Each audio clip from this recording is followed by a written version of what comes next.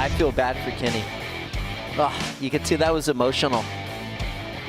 Highlights of the 450s.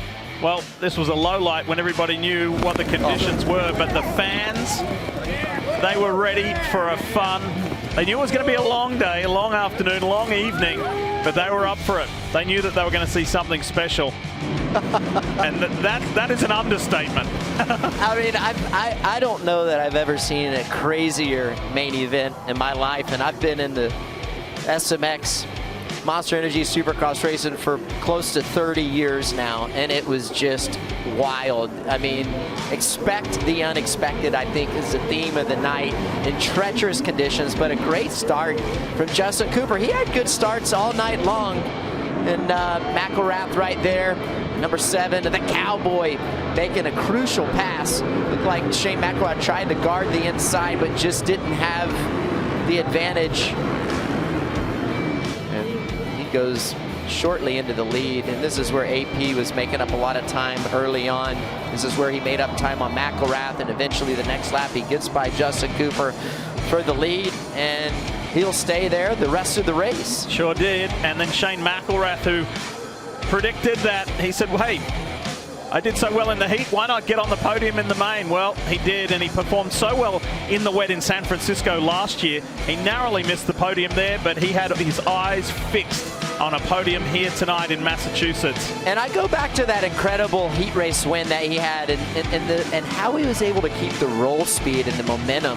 It just was on another level compared to the other riders, and he was able to do that in the main event as well, and I think that was one of the reasons that helped him. And the points leader, Coop, when I think about the end result, I can't believe that he was on the podium, especially when I saw this. His bike was smoking, but he's able to remount and keep going. That was the first of multiple incidents.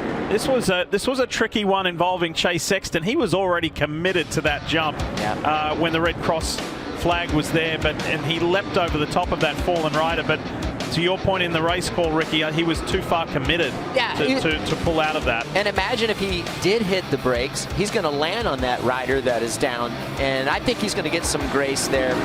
We'll see what happens. Another incident for Cooper Webb. This is what makes his eventual podium all the more remarkable.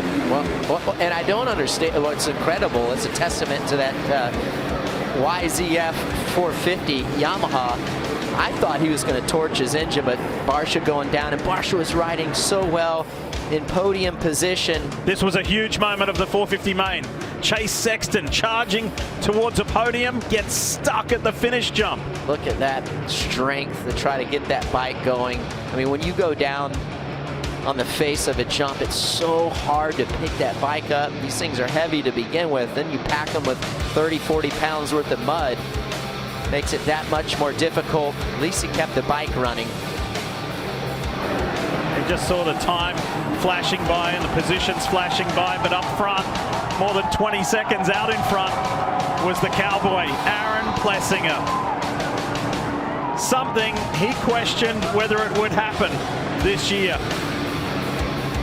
Look at that. But he fought and rode brilliantly back to victory lane and back to the top step of the podium, somewhere that Shane McElrath had never been on a 450 until tonight. Finally, we get to pay the respect to that young man for having incredible rides all season long, getting on the podium, and I can't believe that. Not sure if Chase went down again and we missed it, but then Coop is going to go by him, and then he's going to get by Kenny. Kenny was on the sidelines there, trying to get his bike back going, and look at that bike smoking out the bottom, the vent tube. Lucky he made it to the end. Yeah, maybe it just made it. And then, as he did back in Seattle as far back as 2018, yep, officially a mud specialist is Aaron Plessinger. That is great. And he very quickly asked for a new top because that was sodden and he was freezing because it's a cold night here in Foxborough. So a Plessinger, McElrath and Webb podium Roxon with that gutsy performance. Barsha for a top 5, his second one on the season, which is pretty cool. And it was a night, that incident, that finish line incident that bit Chase Sexton